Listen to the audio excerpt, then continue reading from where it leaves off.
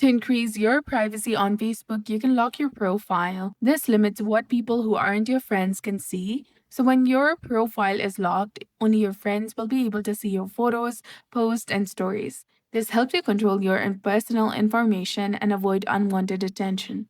This feature is still available in 2025, but the exact steps might be slightly different depending on your app version and device. Here's how you can lock your Facebook profile.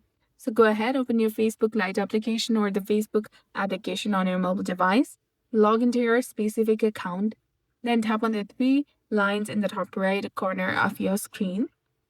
After this, go ahead, scroll down, tap on Settings and Privacy, and go to Settings. Again, you need to scroll all the way down, and there you will see the section of Audience and Visibility. From this section, tap on Profile Locking.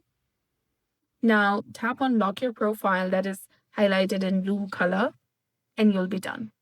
You can see the indication that the profile has been locked, and only my friends can see the photos, posts, and stories on my profile. So that's it. This is how you can go ahead and lock your Facebook profile. And after locking your profile, you will see a sealed icon on your profile. This confirms that only your friends can see your post stories and full-size profile and cover photos.